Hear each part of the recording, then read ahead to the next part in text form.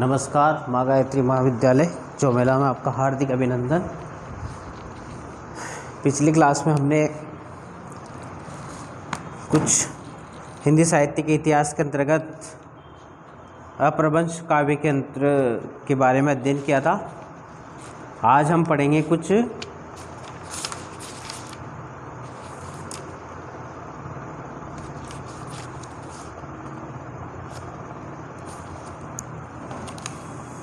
उसमें से कुछ बनने वाले प्रश्न, जिसके अंदर कुछ विद्वानों ने किस काल को वीरगाथा काल या इसको अलग अलग जो नाम दिए हैं वो किस आधार पर दिए हैं, उसके बारे में आज हम अध्ययन करेंगे।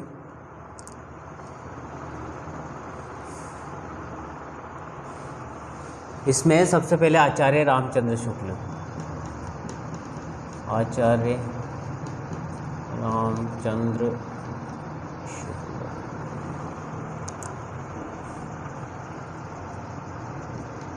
के अनुसार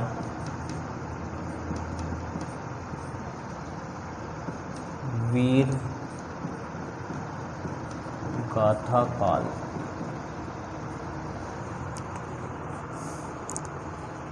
आचार्य रामचंद्र शुक्ल ने वीर गाथा काल का समय संवत 1050 से 1375 तक माना है।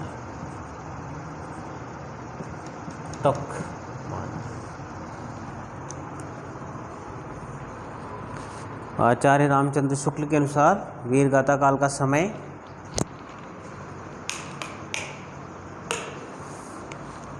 एक 1050 से 1375 के मध्य तक माना है। शुक्ल जी ने इसका नाम वीरगाथा काल रखा। उनके अनुसार संवत 1050 तक की अवधि में जितना साहित्य रचा गया उसमें अधिकांश वीरता और श्रृंगार का ही प्राबल्य रहा है। इसको वीरगाथा काल क्यों कहा गया? क्योंकि इस काल की एक विशेषता है, जितने भी साहित्य लिखे गए इसमें वीरता और श्रृंगार पर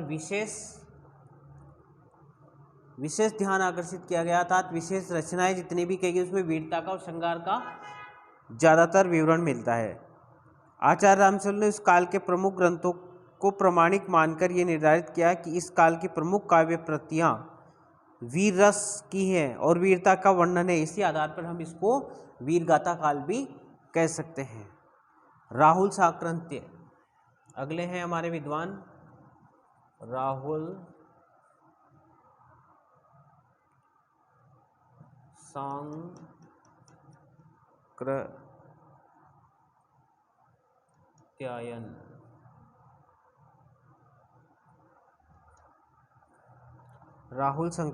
सांकृत्यायन इन्होंने इसको सिद्ध सामंत काल का है। सिद्ध सामंत काल। श्री रावल जी के अनुसार आदिकाल का नाम सिद्ध सामंत युग रखा गया। इन्होंने इस काल का नाम क्या रखा? सिद्ध सामंत काल।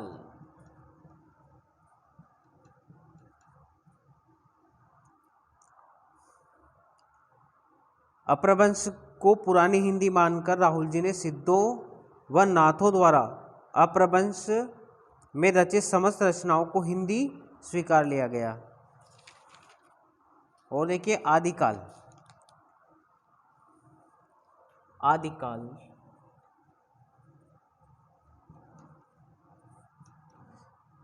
के अंतर्गत डॉक्टर हजारी प्रसाद द्विवेदी जी ने इस काल का नामकरण आदिकाल किया है। इसमें उन्होंने उपलब्ध और अनुपलब्ध समस्त सामग्री का की ओर संकेत किया। प्रारंभिक काल डॉक्टर गणपत चंद्र और आदिकाल नाम किसने दिया था? डॉक्टर हजारी प्रसाद द्विवेदी के अनुसार। डॉक्टर हजारी प्रसाद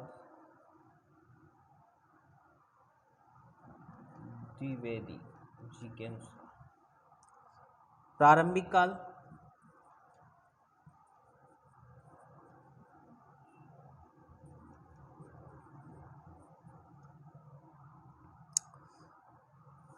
इसका नाम दिया था डॉक्टर गणतंत्र चंद, डॉक्टर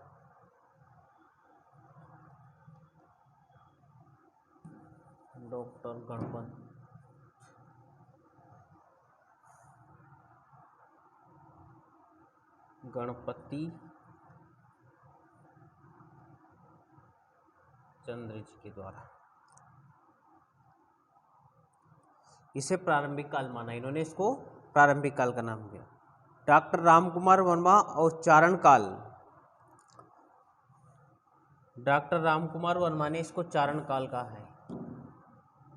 डॉक्टर राम कुमार वर्मा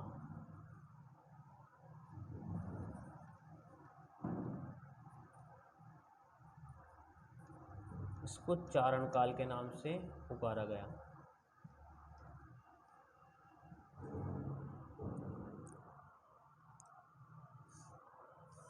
तो ये इस प्रकार स्पष्ट है कि आदिकाल के नामकरण से संबंध सभी विद्वान एकमत नहीं है, तथापि इस अर्थ में आदिकाल को आदिकाल नाम से पुकारने में सभी सहमत था। इतने सारे नामों से यह सिद्ध होता है कि हम इस काल को आदिकाल के नाम से ही जान सकते हैं। अब अगला जो हमारा इसके बाद जो टॉपिक आता है वो आता है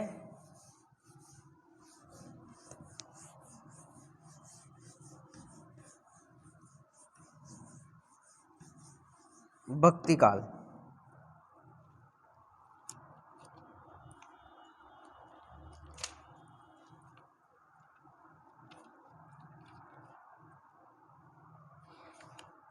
भक्ति काल के अंदर भक्ति काल भी दो शाखाओं में बटा हुआ था। इसके अंतर्गत राम भक्ति शाखा और कृष्ण भक्ति शाखा। भक्ति काल ये पूर्व मध्य काल के नाम से भी जाना जाता है। पूर्व मध्य काल इसको भक्ति काल भी कहते हैं।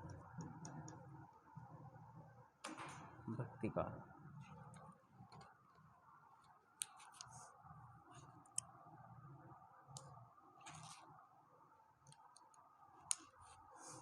देखिए, देश में मुसलमानों को राज प्रतिष्ठित हो जाने पर हिंदू जनताओं ने इसमें इसका जो समय था वो था 1375 से 1700 तक इसका समय माना गया। तो इस समय अधिकतर हमारे देश के ऊपर मुस्लिमों ने आक्रमण किए और मुस्लिमों का हमारे देश के ऊपर काफ़ी प्रभाव रहा उस समय। तो वही इनका इसकी छाप भी हमारे साहित्य के ऊपर पड़ी है। तो देखिए, प्रतिष्ठित हो जाने पर हिंदू जनता के हृदय में गौरव, गर्व और उत्साह के लिए वह अवकाश न रह गया। उनके सामने ही देव मंदिर गिराए जाते थे। मतलब उस समय मुस्लिम आक्रांताओं ने हमारे हिंदुओं के जो मंदिर थे उनको तोड़ दिए, देवालयों को तोड़ दिए गए, मूर्ति पूजा और इनका उन्होंने विरोध किया। धार्मिक कोई कार्य करते उसका वो विरोध करते थे। आगे चलकर जब मुस्लिम साम्राज्य दूर तक स्थापित हो गया तब परस्पर लड़ने वाले स्वतंत्र राज्य भी नहीं रह गए। मतलब भारत के सभी राज्यों पर जब मुस्लिमों का अधिकार हो गया नहीं रह गए। इतनी भारी राजनीतिक उलटफेर हुआ के पीछे हिंदू जन समुदाय पर बहुत दिनों तक उदासी सी छाई रही। मतलब कहने का मतलब हिंदुओं को समझाने के लिए कोई नहीं बचा। एक तरह से बिल्कुल निहत्था हो गए और उदास हो गए। अपने पौरुष से हताश जाति के लिए भगवान की शक्ति और करुणा की ओर ध्यान ले जाने के अतिरिक्त दूसरा मार्ग अब उनके पास कुछ नहीं बचा था। तो अब क्या उनके पास जो बचा था वो क्या था कि अब भगवान से ही वो प्रार्थना कर सकते थे कि हम ये इस संकट की घड़ी में आप ही हमारी रक्षा कर सकते थे। तो इस काल के अंदर ये तो हुई राजनीतिक परिस्थिति।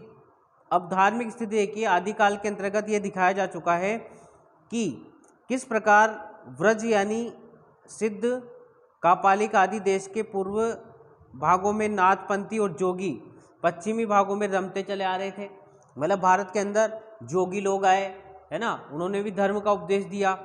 इस बात से इसका अनुमान हो सकता है कि सामान्य जनता की धर्म भावना कितनी दबती जा रही थी, उसका हृदय धर्म से कितनी दूर हटता चला जा रहा था। धर्म का प्रवाह कर्म, ज्ञान और भक्ति इन 3 धाराओं में चलता है। धर्म का जो प्रवाह है वो किस में चलता है? धर्म का प्रवाह, धर्म का प्रवाह 3 धाराओं में चलता है। वह है कर्म, ज्ञान और भक्ति। ये 3 धाराएं, कर्म, ज्ञान और भक्ति, इन 3 प्रवाह के अंतर्गत ये चलता है। इन तीनों के सामंजस्य से धर्म अपनी पूरी सजीवता दशा को बनाए रखता है। किसी एक से भी अभाव होने पर विकलांगता आ जाती है। जिस प्रकार से अगर मान लो हमारा एक अंग, शरीर का एक अंग काम करना बंद कर दे और शरीर विकृत हो जाता है, उसी प्रकार से इस परंपरा को चलाने में भी अगर एक अंग भी अगर इसमें से हट जाता तो एक तरह से वो विकलांग हो जाता है ना। कर्म के बिना वह अधूरा रह जाता है, ज्ञान के बिना अंधा और भक्ति के बिना हृदय विहीन क्या निष्प्राण रहता है।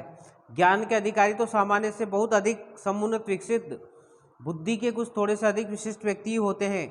कर्म और भक्ति ही सारे जन समुदाय की संपत्ति होती है। कर्म और भक्ति मूलतः किस पे जोर दिया गया है? कर्म पे और भक्ति पर, क्योंकि कर्म गीता में भी कहा गया कर्म प्रधान का, गीता में भी इसका बहुत अच्छा उल्लेख मिलता है और उससे जोड़ा गया, इसको भक्ति से जोड़ा दिया।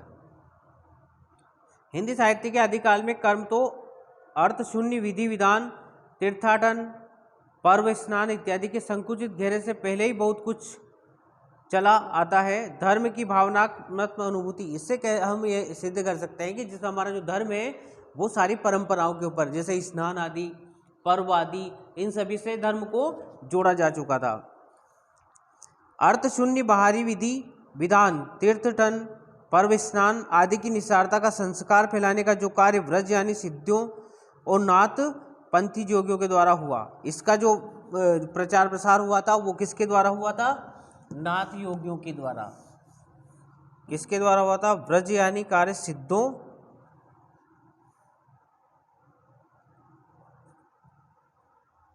वज्र यानी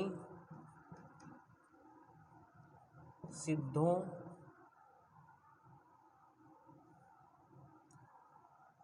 और नाथ पंथियों के द्वारा हुआ था, नाथ पंथी जोगियों के द्वारा हुआ था। इन लोगों ने धर्म का प्रचार प्रसार किया, उसका उल्लेख हो चुका है, पर उनका उद्देश्य कर्म को उस तंग गड्ढे से निकालकर प्रकृत धर्म के खुले क्षेत्र में लाना था, बल्कि एक बार के किनारे धकेल देना था। जनता की दृष्टि तो केवल आत्म कल्याण और लोक कल्याण विधायक सच्चे कर्म की ओर ले जाने के बदले उसे ये कर्म क्षेत्र से हटाने लग गए थे। अब क्या कि जैसे जो धर्म का उद्देश्य होता है वो क्या है? आत्म कल्याण। किस उद्देश्य से धर्म करता है आदमी? आत्म कल्याण, उसका आत्म कल्याण हो। दूसरा, लोक का कल्याण हो, संसार का भला हो।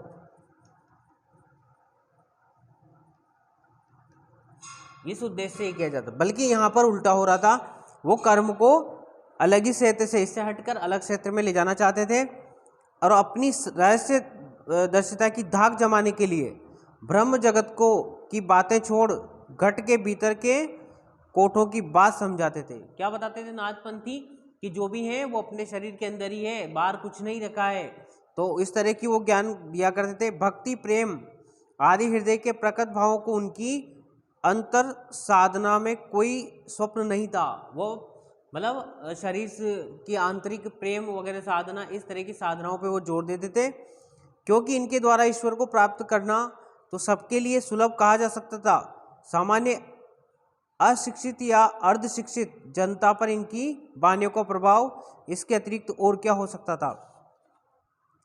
और देखिए, जिस प्रकार से गोस्वामी तुलसीदास जी ने कहा है कि गोरख जगायो जोग भक्ति भगायो लोग, इसी से फिर गोस्वामी तुलसीदास जी ने इसके ऊपर एक कटाक्ष करते हुए कहा था कि गोरख जगायो जोग भक्ति भगायो लोग। सारांश है कि जिस समय मुसलमान भारत में आए उस समय सच्चे धर्म भाव का कुछ हास हो गया था।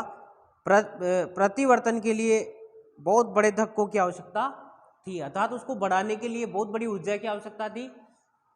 और ऊपर जिस अवस्था का दिग्दर्शन हुआ वह सामान्य जनसमुदाय की थी। शास्त्रज्ञ विद्वानों और जोगियों की वाणियों का कोई असर नहीं था। इधर उधर पड़े अपना कार्य करते जा रहे थे। पंडितों के साक्षात्कार भी होते थे और दार्शनिक खंडन भी हुआ करते थे। वो तरह तरह के लोग उसके लिए प्रयास कर रहे थे। विशेष चर्चा वेदांत की थी।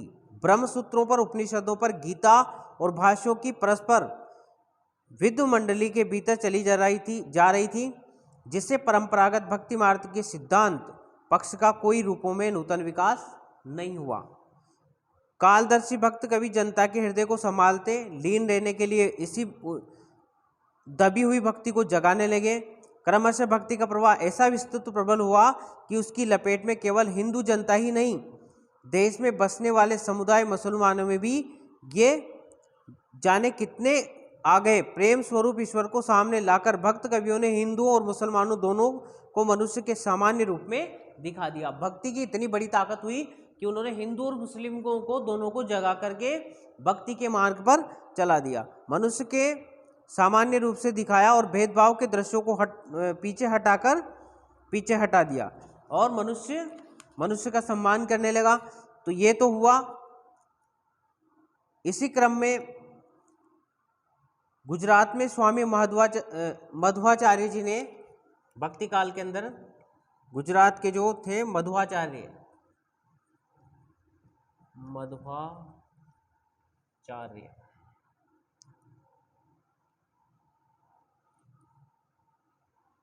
1254 से 1333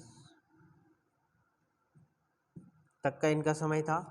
अपनी द्वैतवादी वैष्णव संप्रदाय चलाया जिसकी ओर बहुत से लोग झुके और देश के पूर्व भाग में जयदेव जी के कृष्ण प्रेम संगीत की गूंज चली आ रही थी, जिसके सुर में मिथिला की कोकिला विद्यापति ने अपना सुर मिलाया।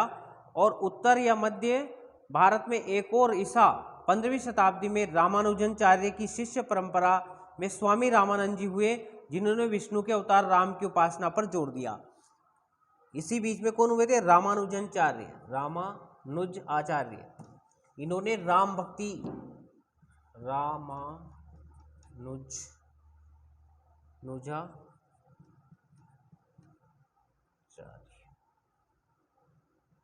इन्होंने राम की उपासना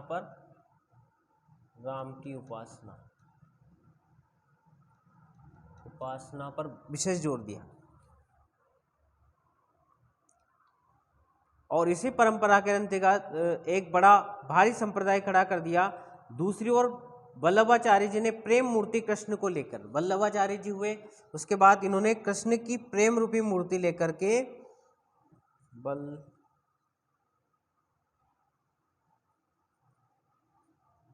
वल्लभाचार्य,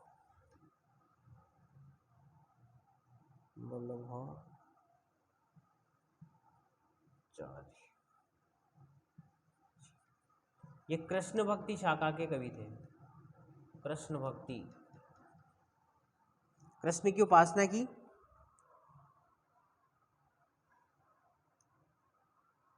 की परंपराएं चली, जिसमें आगे चलकर हिंदी काव्य को प्रौढ़ता पर पहुंचाने वाले जगमगाते रत्नों का विकास हुआ। इन भक्तों ने ब्रह्मा के सत और आनंद स्वरूप का साक्षात करा दिया। सत और आनंद इस काल की विशेषता थी। इन्होंने ब्रह्मा के सत और आनंद रूप का दर्शन करा दिए, रूप के दर्शन लोगों को करवा दिए थे। मतलब आत्मा का परमात्मा से इन्होंने साक्षात्कार करा दिया था। एक सत्य इस संक्षिप्त रूप में अगर हम जाने, एक और तो प्राचीन सग उपासना का ये कार्य से तैयार हुआ। दूसरी ओर मुसलमानों के बस जाने से देश में नई परिस्थिति उत्पन्न हो गई। उसकी दृष्टि से हिंदू मुसलमान दोनों के लिए एक सामान्य भक्ति मार्ग का विकास भी होने लगा। उसके विकास के किस प्रकार वीरगाथा काल में ही सिद्धों और नाथोपंथी योगियों के द्वारा मार्ग निकाला जा चुका था। जाति पाति की व्यवस्था में उनका असंतोष स्वाभाविक था। ये अंतर्गत इससे हिंदू और मुसलमानों के बीच में जब ये इस तरह की एक समस्या आई तो उसके बीच में जिस आदिकाल में अगर पढ़ें तो नाथों ने जाति पाति के भेदभाव को मिटाने का पहले ही उन्होंने ऐसा प्रयास कर दिया था और सभी को इस संप्रदाय के कनपटे रमते जोगियों ने घट के भीतर के चक्रों, सहस्त्र दल, कमल, ईला, पिंगला, नाड़ियों इत्यादि की संकेत करने वाली रहस्यमयी बानियां सुनाकर करामात दिखाकर अपने सिद्धार्थ की धाक जमा गई थी। और वे सभी लोगों को ऐसी ऐसी बातें सुनाते आ रहे थे कि वेद शास्त्र पढ़ने से क्या होता है, बाहरी पूजा अर्चा की विधियां व्यर्थ है, ईश्वर तो प्रत्येक के घट के भीतर। वो क्या संप्रदाय क्या मतलब उपदेश दे रहे थे लोगों को कि ईश्वर तो प्रत्येक प्राणी के बीच में अर्थात उसके प्रत्येक प्राणी के हृदय में ईश्वर का निवास होता है। इस प्रकार के बाहरी पूजा कर्म कांड वगैरह करना सब बेकार की बातें हैं। तो हिंदू और मुसलमान दोनों एक हैं और दोनों के लिखे हुए शुद्ध साधना का मार्ग भी एक ही है। जाति पाति के भेद व्यर्थ हैं। उन लोगों ने बहुत बड़ा प्रयास किया था कि हिंदू और मुस्लिम दोनों क्या हैं, एक हैं और जाति पाति के भेद सब बेकार की बातें हैं। और इन योगियों के पंथ में कुछ मुसलमान भी आए और इसका उल्लेख पहले हो चुका। अब देखिए भक्ति काल की जो लहर थी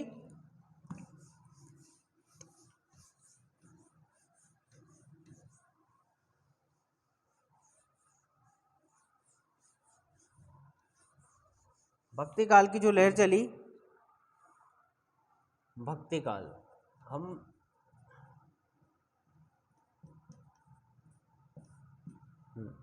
तो देखिए भक्ति काल के आंदोलन की लहर दक्षिण से आई, उसी ने उत्तर भारत की परिस्थिति के अनुरूप हिंदू मुसलमान दोनों के लिए एक सामान्य भक्ति मार्ग की भावना कुछ लोगों में जगाई।